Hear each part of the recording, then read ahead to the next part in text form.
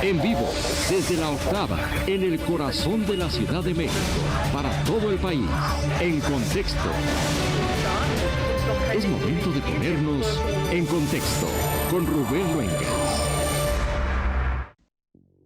Lo publicado en el libro El Rey del Cash son calumnias y deshonestidad intelectual, dijo el presidente de la República, Andrés Manuel López Obrador, en una de sus conferencias mañaneras, lo que luego fue negado por su autora, Elena Chávez, expareja de César Yáñez, uno de los colaboradores más cercanos del político tabasqueño, afirmando que sus declaraciones sobre financiamientos ilegales del ahora presidente y su movimiento no surgen de la mentira ni el despecho.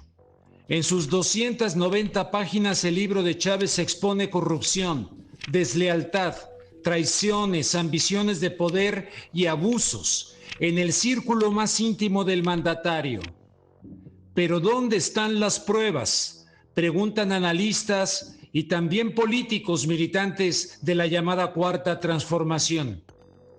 Ciertamente el libro de Elena Chávez es trabajo testimonial, en el que ella misma ha dicho en entrevistas que será el lector quien decida si creerle o no, y que se limita a ofrecer su testimonio. Hablaré esta noche con el periodista Julio Astillero acerca del contenido de El Rey del Cash. Así empezamos en contexto.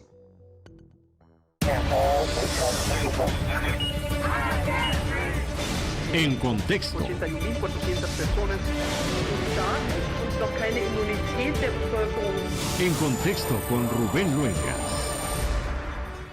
¿Qué tal, estimados amigos? ¿Cómo están? Bienvenidos a En Contexto aquí en la octava, y ya lo escucharon ustedes en la introducción. Tendremos este tema del libro El Rey del Cash, cuyo prólogo es de la periodista Anabel Hernández. Si uno lee el prólogo es contundente, es muy fuerte. Sin embargo, hay un momento en el que Anabel Hernández en el prólogo dice que este libro será un antes y un después. Un rompeaguas, pues, en la cuestión de la imagen pública del presidente Andrés Manuel López Obrador. ¿Realmente es así? ¿Existe lo que de alguna manera se vino construyendo, la expectativa de encontrar en este libro pruebas contundentes sobre recursos ilícitos? No de ahora, sino desde que era candidato en anteriores ocasiones el presidente López Obrador. ¿Este libro es un parteaguas, como dice Anabel Hernández? Lo voy a platicar más adelante con el periodista Julio Astillero, pero mientras tanto les quiero compartir lo que ha dicho Ricardo Monreal, lo que ha dicho la opositora Xóchitl Gálvez del Partido Acción Nacional y el propio presidente de la República, Andrés Manuel López Obrador, acerca de este libro. Se hacen una serie de aseveraciones que tendrán que ser investigadas. Y por menos, el día de hoy, nuestro ex candidato Anaya está fuera del país porque había la idea de detenerlo por un dicho, ¿no? Aquí hay muchos dichos y hay mucha gente a la que tienen que llamar, entre ellos Ariadna Montiel, y saber con cuántos millones compró su casa. Ahora nos enteramos que la señora que cuidaba las vallas en el plantón de Paseo de la Reforma tiene una casa que vale más de 18 millones en ese entonces, no sé cuánto valdrá hoy, y entre muchas cosas que vienen en el libro que se pueden investigar y que se pueden probar si la Fiscalía hace su trabajo. Pues es puros dichos, pero se ve la mano ahí peluda de los conservadores, ¿no? Es el mismo argumento, lo mismo otra vez, el financiamiento de Morena. ¿Cómo se formó Morena? Pues es público, con el esfuerzo de miles de mexicanos y mexicanas, que ellos pusieron su esfuerzo, su tiempo, recursos, en algunos casos, para que fuera posible este movimiento. Imagínense si hubiéramos tenido maletas. Pues no somos iguales. Los de las maletas son los que compraban votos para las reformas en las cámaras. No tiene caso estar respondiendo si no hay ninguna prueba, es un acto de libertad, aún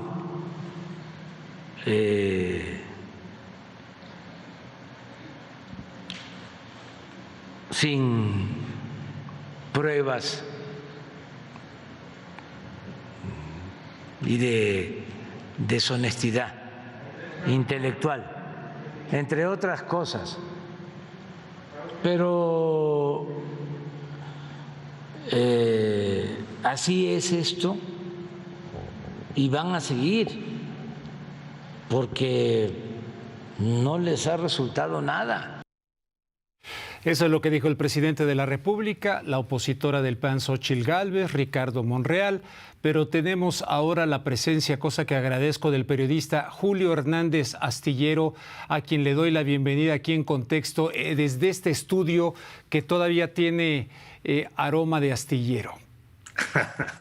Gracias, Rubén, como siempre, muy amable. A la orden, Rubén. Al contrario. Oye, pues yo vi un video en tu canal de YouTube, en Astillero Informa, donde narrabas que te fue en feria en las redes sociales, que se te fueron a la yugular por el hecho de cuestionar el libro desde el punto de vista de un libro verdaderamente periodístico que ofreciera una investigación, que fuera un antes y un después, como dice en el prólogo Anabel Hernández. Sí, fíjate que de una manera inusitada llegaron alrededor de 35,000 mensajes a mis cuentas. Wow. En el plazo de 48 horas. Quiere decir eso que cada 12 o 14 segundos estuvieron enviando un mensaje. Ofensivos, amenazantes, agresivos, señalando frases muy específicas. Tu amo te ordenó hacer esto. Eres un esclavo del Mesías, respondes a los intereses del cacas, porque así le apoda este grupo o este segmento que tuitea, ocultas la verdad, en fin, una serie de cosas, una cascada de información, de comentarios, bots, troles, no sé lo que haya sido, pero fue impresionante. Esto me parece, no sé, Rubén, como tú desees que lo vayamos abordando, pero a mí me parece que hay cuando menos tres planos. Uno, el plano específico del libro en sí, libro testimonio. Otro que es el plano de los hechos en los cuales sí hay evidencias de que se ha manejado dinero en efectivo, específicamente los casos de los hermanos del presidente López Obrador y otros más que están ahí, que forman un contexto en el cual se produce toda esta situación literaria testimonial. Y el otro, el tema también del dinero que ha sido constitutivo de las campañas electorales históricamente en nuestro país, sin una suficiente supervisión y que se ha convertido en un instrumento de corrupción en todos los partidos, en muchas o en todas las campañas, y es algo que deberíamos de ver. Me parece que por ahí va más o menos lo que podemos ir analizando. Respecto a lo de la reacción de estos grupos, bots, trolls o lo que sea, lo curioso es que en tu mismo espacio, cuando realizas análisis que de alguna manera no es precisamente afín a la Cuarta Transformación, te ocurre algo parecido, ¿no es así? Sí, pues estoy ahora sí que a dos fuegos.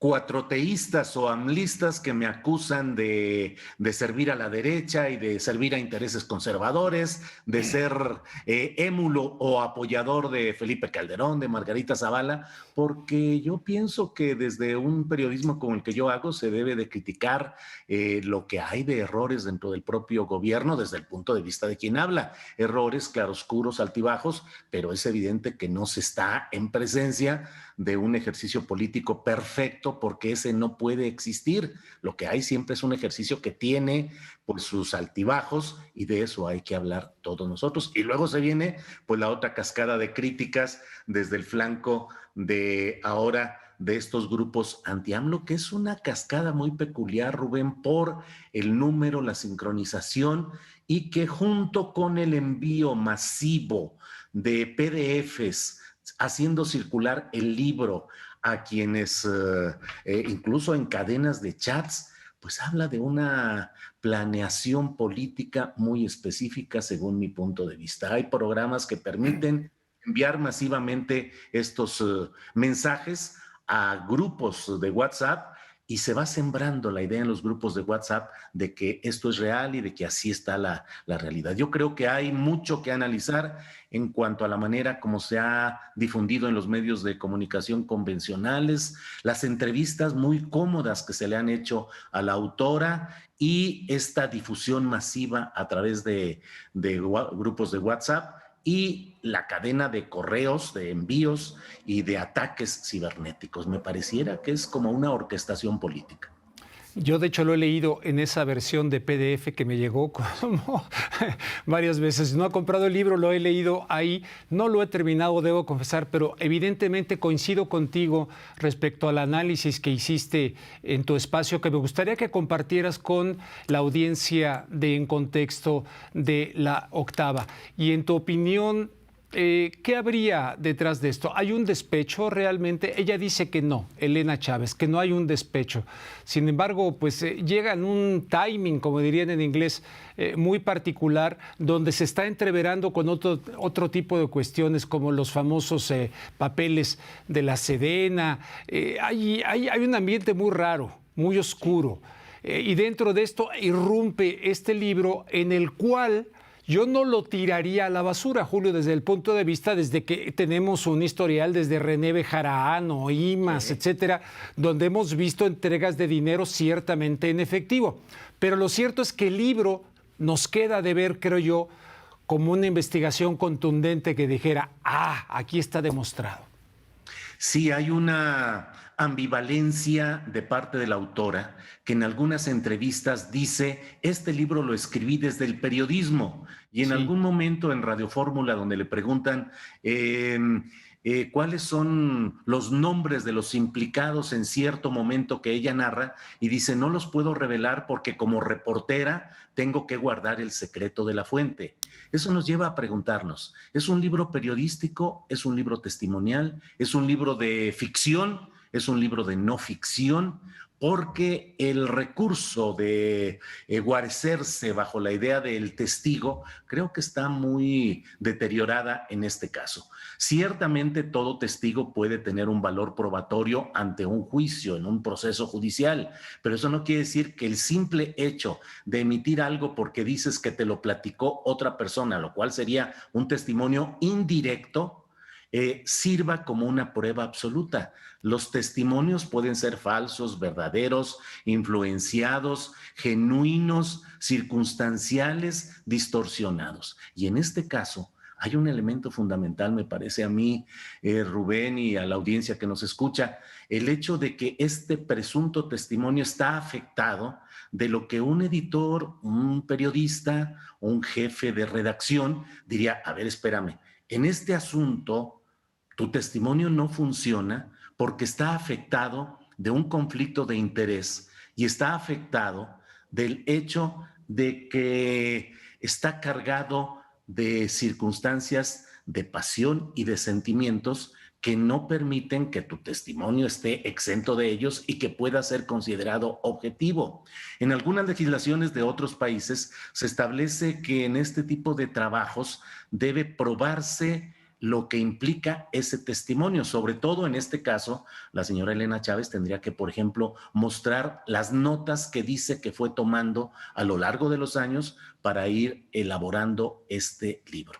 Por otra parte, el punto central es que no hay pruebas y se está en presencia, así como hay círculos virtuosos, aquí hay un círculo pernicioso. Es un hecho que no se puede probar el uso del efectivo en la corrupción de los políticos. Por tanto, voy a escribir un libro para dar mi testimonio indirecto de que esa corrupción de los políticos no tiene pruebas. pues sí, pues es evidente. Y entonces nos enfrentamos a una circunstancia en la cual dicen, pues ¿cómo quieres que pruebe si está diciendo precisamente que no hay pruebas? No, bueno, pues la labor del periodista es justamente la de presentar pruebas y la de un testimonio también el de presentar pruebas. Pongo un ejemplo muy concreto, el de la Casa Blanca del equipo de Carmen Aristegui. Alguien alegó, discutió, se metió en polémicas terribles porque dudara de los datos que estaban ahí. Pues no, eran puntuales, concretos, no necesitaban discurso político. He visto entrevistas con la señora Elena Chávez donde sus entrevistadores parecieran saber más que ella de lo que implica el libro y parecieran empujarla a que diga ciertas cosas que pareciera que ella no tiene muy claras, siendo la autora de un libro. Y cuando uno escribe un libro, bueno, pues la verdad es que tienes presentes los errores, los problemas que tuviste, los detalles, en fin.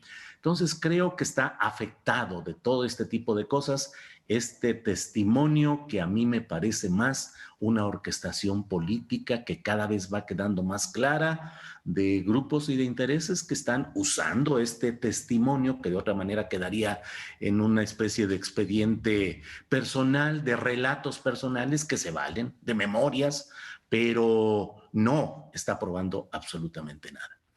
A ver si coincidimos ahora que mencionas entrevistas. Yo vi una que le hizo Denise Dresser para Reforma y justamente tuve esa percepción. Casi como que Denise se desesperaba y Elena salía, bueno, somos periodistas, Denise, tú lo sabes. Y oye, cabe la posibilidad, lo digo con mucho respeto a Elena Chávez, a quien no conozco, ¿no? Cabe la posibilidad de que haya sido un intento genuino de decir algo con cierta, así como la vi que se expresa en las entrevistas, con ciertas limitaciones, con todo respeto. Cabe la posibilidad de que, como te decía, o es algo como para tirar a la basura, o puede servir, a ver, vamos a investigarle, que dé pie para generar y catalizar preguntas respecto, tú sabes, el dinero es la leche materna de la política y creo que es interesante saber qué ha pasado económicamente, financieramente con este movimiento como cualquier otro. Lo hicimos con los amigos de Fox, ¿recordarás entonces? A ver.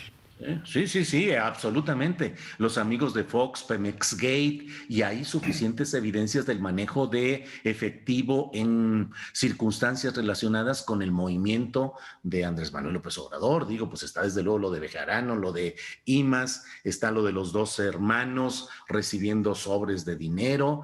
Bueno, digo, hay suficientes elementos. Ahora, aquí el punto está en que yo he leído con detalle y he revisado y he insistido en estar leyendo este libro porque me parece que tiene una narrativa bien hecha, bien orquestada, bien manejada, con un sentido de cadencia, o sea, tiene una cadencia que permite irlo leyendo con interés.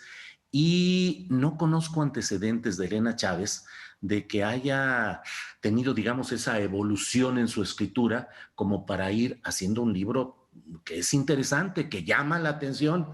Luego viéndola en las entrevistas, pues no sé, a veces la cámara impone, a veces los nervios te ganan, pero me dio la impresión de que no, como que no sabía exactamente todo lo que implicaba su libro y que se refugiaba mucho en el discurso político que lo repitió una y otra vez. He escrito este libro porque estoy cansada de la corrupción y porque veo que México se va al abismo y porque esta pandilla de López Obrador y bla, bla, bla. Yo digo, ese discurso político sería innecesario si hubiera las evidencias y las pruebas. Yendo a lo que tú planteas, yo creo que Elena Chávez debería de acudir ante las instancias judiciales, la Fiscalía General de la República, y presentar una relación de hechos que ella vivió y tratar de aportar los datos, las pruebas que sustenten esos dichos. Si la Fiscalía General de la República, porque estuviera dominada por López Obrador y porque Gertz fuera una tortuga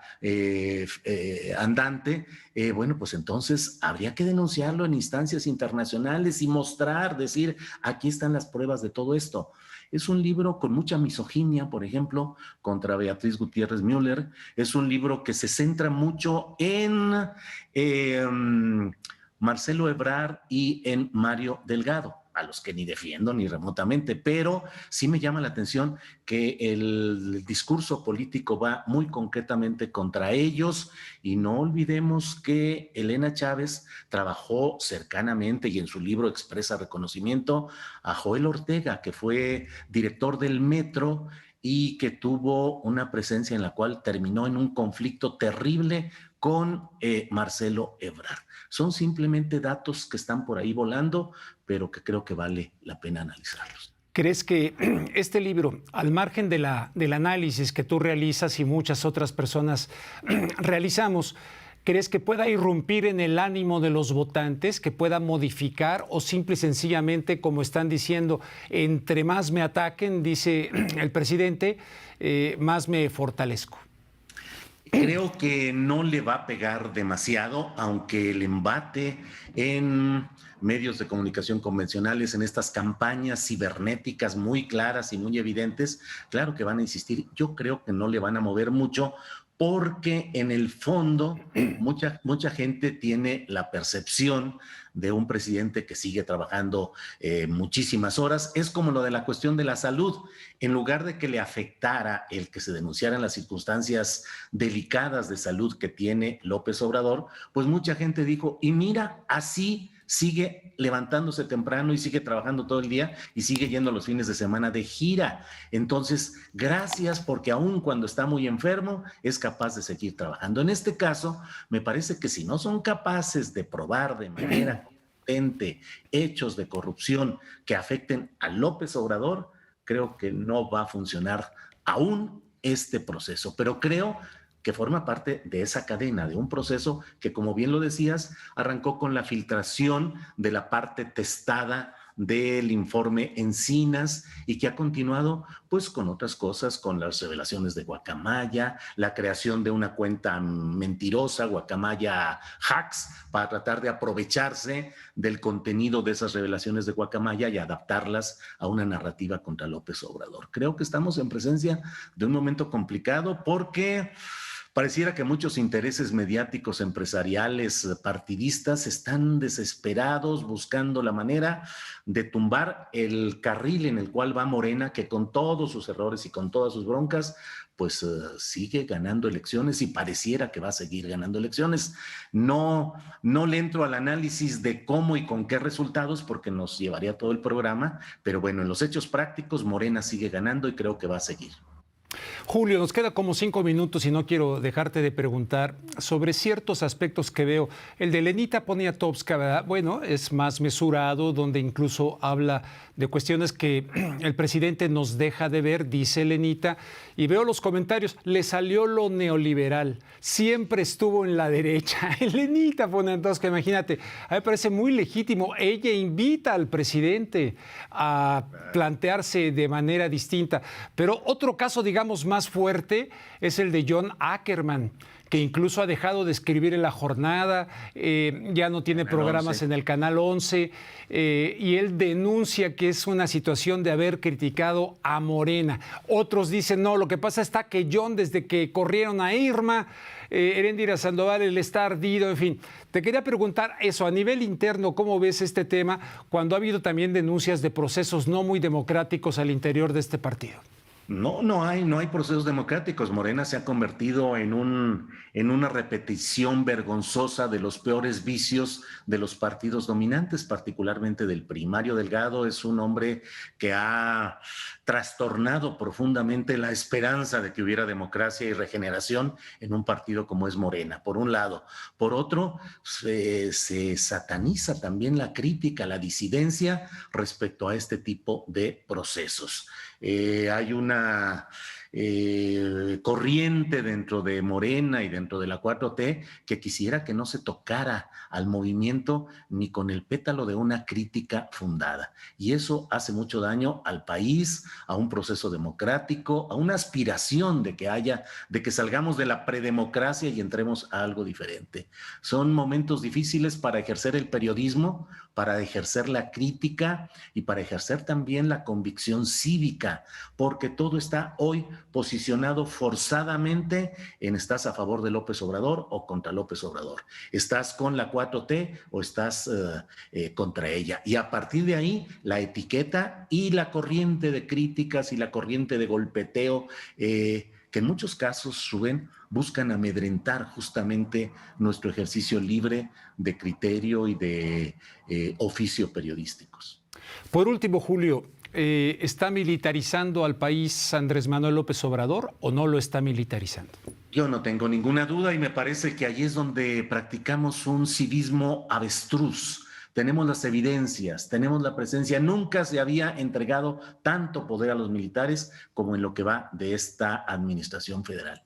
Nunca los militares habían tenido tantos negocios. Los negocios corrompen, prostituyen a los órganos públicos que suelen ejercerlos, a menos que los ejerzan ángeles o arcángeles. Pero en general todo eso corrompe y genera la ambición y la perseverancia en el poder. A mí me preocupa mucho y estoy abiertamente en contra del proceso de militarización que se vive en el país, igual que señalo la absoluta insuficiencia en la lucha contra la corrupción, e igual que me preocupa el grado elevado de inseguridad pública y de predominio del crimen organizado en nuestro país. Esté quien esté en el gobierno, yo veo esa realidad y la denuncio y la señalo.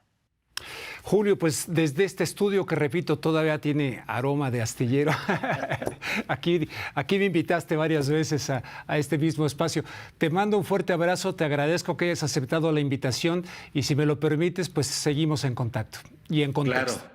Sí, señor, claro, con mucho gusto y que sea un aroma de periodismo compartido el que tengamos siempre. Gracias, Rubén. Gracias, Julio Astillero, estimados amigos, aquí en Contexto, expresando su análisis, sus puntos de vista, siempre interesantes, que además, todo el mundo lo sabe, pero que lo pueden leer diariamente de lunes a viernes en el diario La Jornada y en su espacio de su canal de YouTube. Si me permiten, hacemos una pausa y regreso con otro tema importante. Tendré a la doctora Guadalupe Correa. Regresamos en Contexto.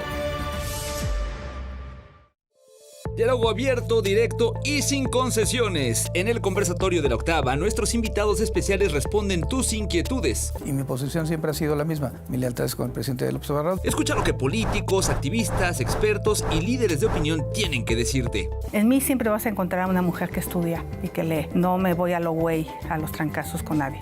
Acompáñanos todos los domingos en esta charla abierta sobre los temas del momento. No lo olvides, el conversatorio domingo 1 de la tarde por laoctava.com y YouTube. Ahora La Octava Noticias es 100% digital. Entrevistas con enfoque personal, divertido y muy humano. Entérate de los gustos, qué piensan y sueñan los políticos y funcionarios más allá de su compromiso con la nación. Pero me encanta ir a la vieja. Todo el jazz latino. Willy Colón, Blades. El lado B con Edgar Estrada. Todos los miércoles a las 8 p.m. a través de nuestro sitio web y canal de YouTube. La Octava, periodismo de verdad. Continuamos en Contexto.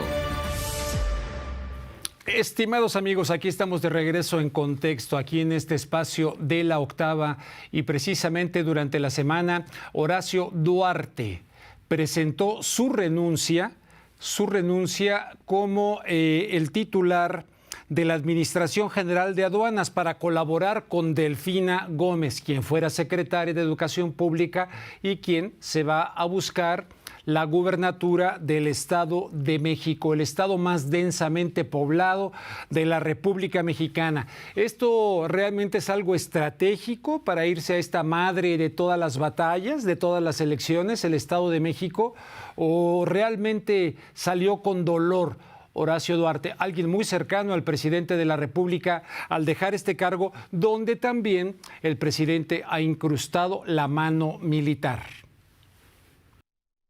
A menos de una semana de que la ahora exsecretaria de Economía, Tatiana Cloutier, presentó su renuncia, el presidente Andrés Manuel López Obrador hizo un reconocimiento a Horacio Duarte Olivares e informó que también presentó su renuncia a la Agencia Nacional de Aduanas, debido a que tendrá una nueva tarea en el Estado de México, lugar donde el próximo año habrá elección a gobernador. Horacio ha hecho una labor de primer orden y queríamos que se informara aquí y que la gente lo supiera, porque Horacio me ha entregado su renuncia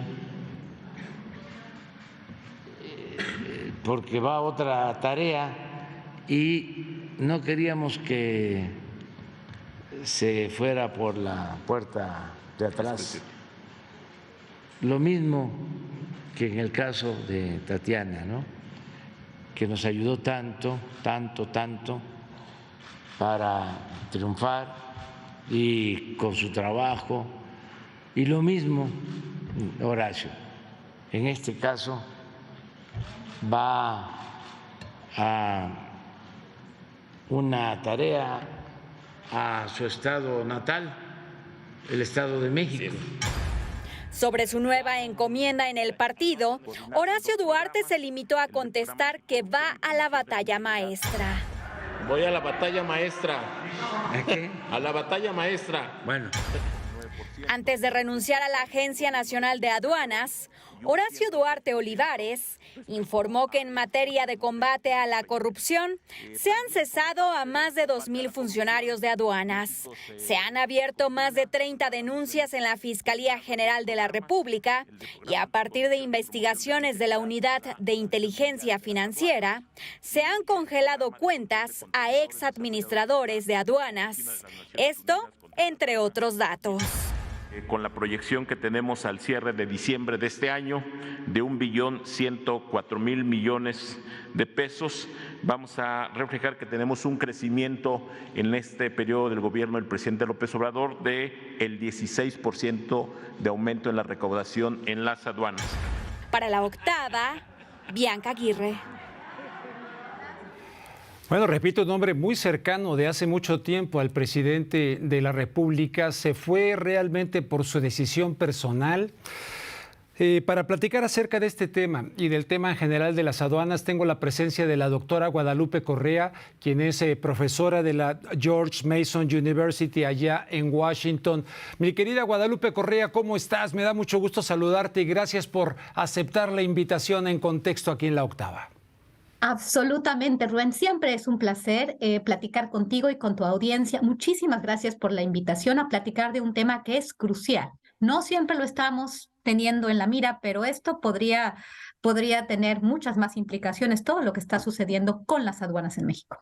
Oye, primero que nada, ¿qué opinión te merece la renuncia de Horacio Duarte de un cargo tan importante, tan vulnerable, tan sensible, para irse a lo que él llama la batalla maestra? O no sé si sea la batalla de la maestra Delfina Gómez, ¿no? Que se va a buscar la gobernatura por Morena. Nunca ha sido gobernado el Estado de México por la oposición desde la era de la existencia del PRI, etcétera. Bueno, aquí hay demasiadas aristas que habría que considerar en este momento. Es difícil entender lo que está sucediendo en la política mexicana, obviamente también en el contexto en el cual el Partido Revolucionario Institucional ha decidido apoyar al presidente en la extensión de la presencia de las Fuerzas Armadas en las calles con una serie muy probablemente de acuerdos. No sabemos qué va a pasar. Me llama mucho la atención esta renuncia y además el mensaje del presidente: no se va por la puerta de atrás, ¿no? Nos dejó irse por la puerta de adelante a dos funcionarios clave, pero bueno, con todas las dudas que tenemos sobre esto.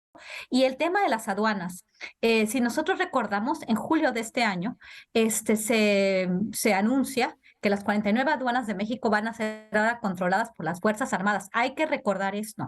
Y entonces cuando se crea la Agencia Nacional de Aduanas, que va a ser, que ahora es un órgano administrativo desconcentrado de la Secretaría de Hacienda y Crédito Público, ¿por qué se justificó esto? Por la cantidad de atracos y de corrupción que existían en las aduanas. Supuestamente es la lógica, ¿no? Andrés Manuel dice, tenemos que limpiar, mando a las Fuerzas Armadas. Y esto es complicado. Entonces, el hombre que estaba a cargo de esto sale. ¿Por qué? continúa esto de una forma muy complicada. Luego, con todas las filtraciones, vamos a saber más cosas de lo que ha sucedido en las aduanas y además, en este momento, ¿no? Que ya las Fuerzas Armadas controlan las aduanas. ¿Qué ha pasado? Quizás vamos a tener información, no lo sé. Es muy complejo.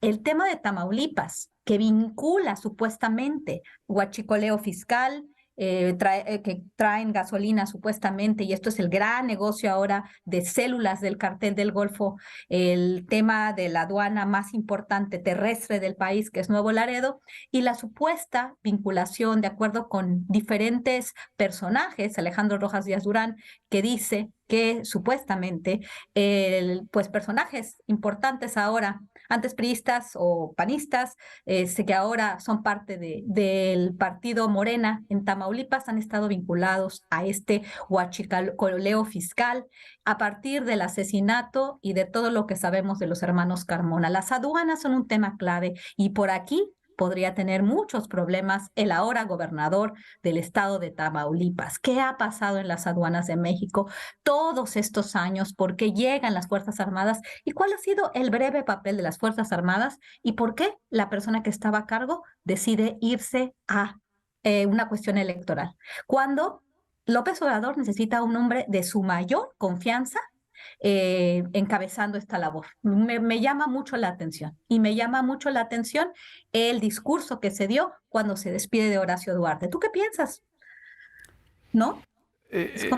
No, evidentemente. Oye, pero antes de que te diga qué pienso, te pregunto, le acabo de preguntar a Julio Astillero si es militarización o no del país, porque mucha gente dice no es militarización.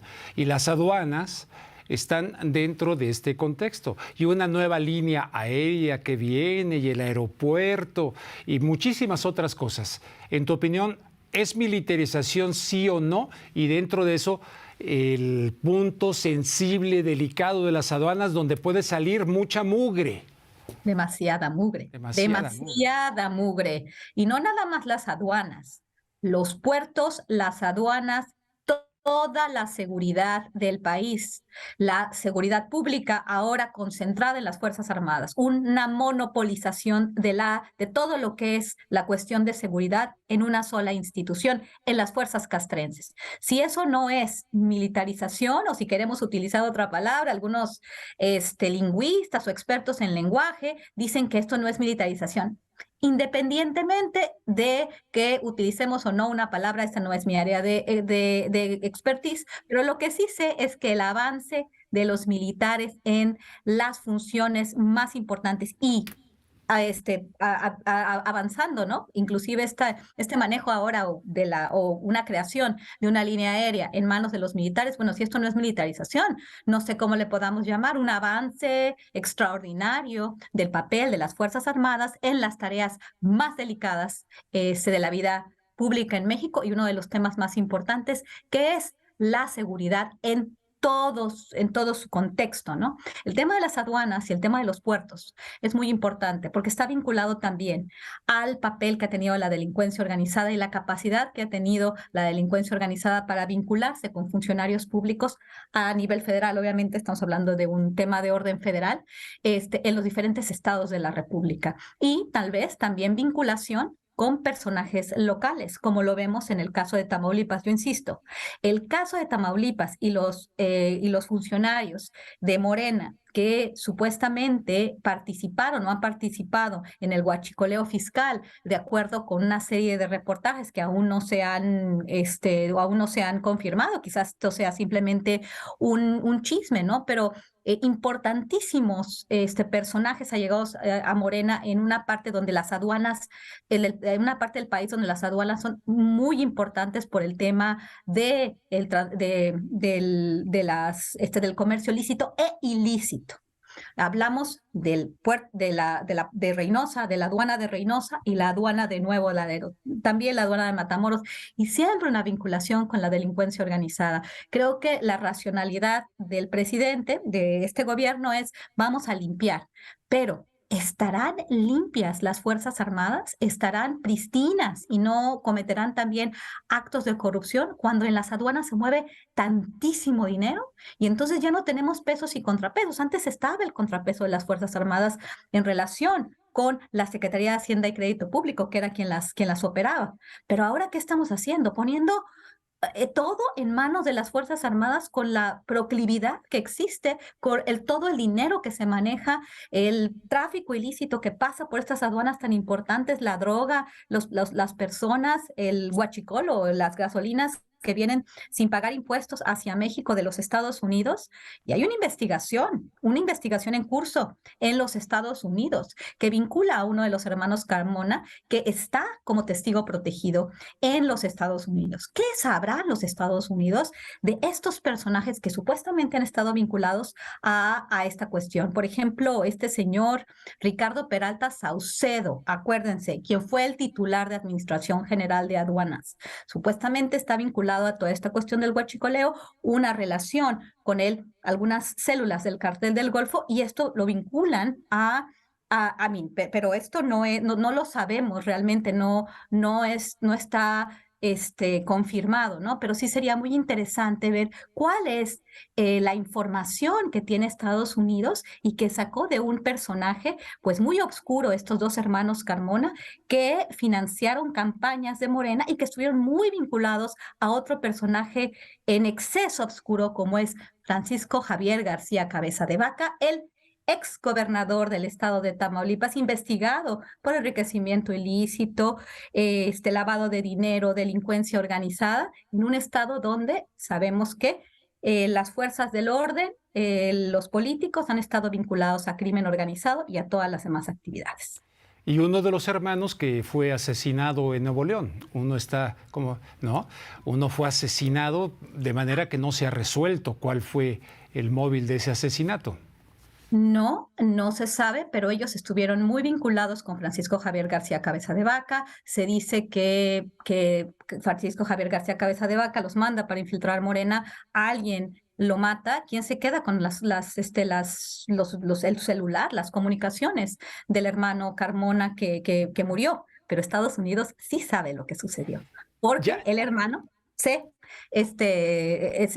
decide irse como testigo protegido, a ver si no les explota al partido en el poder la cuestión en Tamaulipas. Hay que tener muy claro, esto de las aduanas a mí me llama mucho la atención, no se puede ahorita saber mucho, pero quizás en estas filtraciones haya información, no lo sé, se tendría que revisar. Estamos en un momento en el cual no se pueden hacer declaraciones muy fuertes y muchas cuestiones están sujetas a algunos rumores, algunos reportajes en redes sociales, pero no hay que perder de vista estas señales, la salida de Horacio Duarte, una persona muy cercana al presidente. ¿Será solamente porque quiere irse a ayudar a la maestra Delfina? ¿O será que pone pies en polvorosa en una situación que les puede explotar en la cara? No lo sé.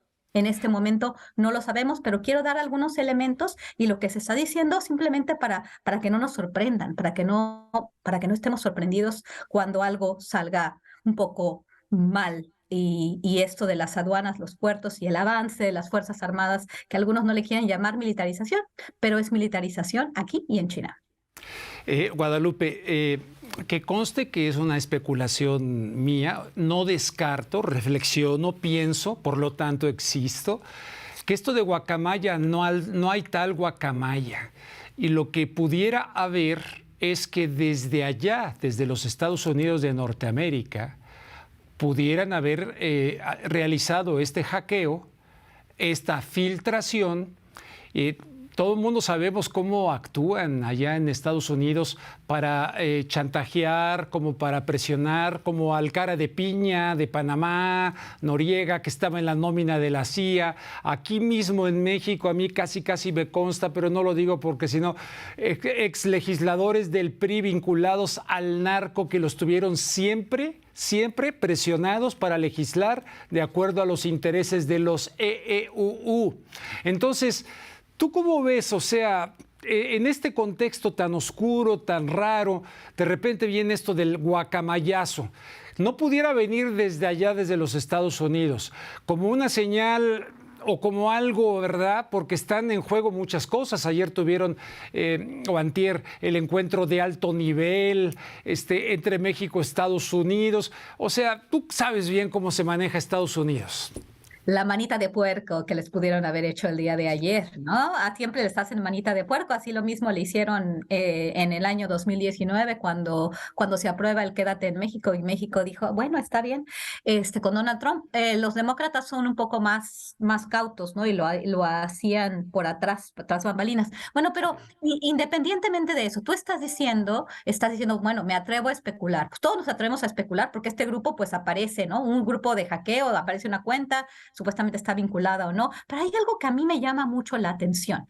Esta agenda, y bueno, sabemos que la oposición, sabemos cómo Estados Unidos ha hecho su política exterior a lo largo de toda su historia, no nada más con México, como dices tú, el cara de piña, y bueno, todo lo que ha sucedido en América General Latina, Noriega. en el general Noriega, pero es muy interesante si nosotros nos ponemos también a cuadrar el financiamiento, por ejemplo, el financiamiento de grupos como Artículo 19, como Mexicanos Unidos contra la Corrupción y la Impunidad, que supuestamente luego se desenmarca el señor Ken Salazar de ellos, pero pues no sabemos bien, Latinos, financiamiento que a veces está vinculado al USAID, a National Endowment for Democracy, que eso es muy, muy importante. El Departamento de Estado financiando un proyecto opositor y además cómo retoman ciertos medios de comunicación la información de los Guacamaya Leaks es muy importante. Tener muy claro, por ejemplo, que Animal Político ha estado al punto, ¿no? También la revista Proceso, con la parte de su cobertura de la supuesta vinculación del cartel del Golfo con la Guardia Nacional y la cobertura y el tipo de lenguaje, ¿no? Esto es muy importante. Otra cosa es cómo se presenta esta cuenta que supuestamente no está vinculada a un hacker, pero tiene que ver con este espectáculo, ¿no? Estas operaciones psicológicas que se llaman. Esta cuenta es parte de eso. Quien sabe de propaganda ha estudiado bastante los manuales del ejército estadounidense que nos dicen mucho sobre estrategias y operaciones psicológicas y propaganda. Es bien interesante cómo se plantea la Guacamaya, el grupo, ¿no? En redes sociales que supuestamente dicen unos, no está relacionado, esto es otra cosa, pero sale muy bien articulado y es así, tiene un contexto woke, ¿no? Nosotros somos feministas, anti-extractivistas, toda la cuestión de la diversidad, ¿no? Y el lenguaje no es el lenguaje que utilizamos aquí en México, es muy interesante si nosotros vamos analizando el tipo de mensajes de esta cuenta que aparece al mismo tiempo que aparece este hackeo. Este hackeo muy probablemente no se hizo, no lo sé, también me atrevo a especular, como se dice, ¿no? Que se utilizaron contraseñas y todo esto, como los hackers. Esta idea de los hackers, luego un día también platicamos de otro libro sobre hackers, pero muchas veces estas filtraciones vienen de algún personal dentro de las Fuerzas Armadas con quien te vinculas, ¿no? Y también, o sea, los gobiernos de otros países, principalmente los países del norte global, así ahora se dice a los países desarrollados imperialistas, pues siempre han tenido manera de infiltrar. Entonces podría ser esto, ¿no? No me parece descabellada tu idea por la sincronía, por el tiempo y por cómo se presentan estas plataformas, ¿no? Cómo se caracterizan esta parte woke que está muy relacionada con lo que es inteligencia y lo que es la cuestión militar. Guadalupe Correa, se nos agotó el tiempo. Te agradezco muchísimo este enlace desde Washington, allá en los Estados Unidos. Muchísimas gracias por tu participación. Siempre un placer, Rubén. Ya sabes, aquí muy contenta siempre de estar contigo y con tu audiencia. Un abrazo a todos en la octava. Muchas gracias, Rubén. Gracias a la doctora Guadalupe Correa. Y esta noche me voy a despedir con un pensamiento, nadie se asuste, de Mao Zedong. Tranquilo, serénense, diría el presidente. Y la frase de Mao Zedong con la cual despido el programa esta noche dice así: la crítica debe hacerse a tiempo. No hay que dejarse llevar por la mala costumbre de criticar solo después de consumados los hechos. Mao Zedong. Con esa nos despedimos esta noche de sábado. Que tengan un excelente fin de semana en lo que resta el domingo. Y les espero, si ustedes así lo desean, el próximo sábado, 8:30 de la noche en Contexto, en este espacio de La Octava.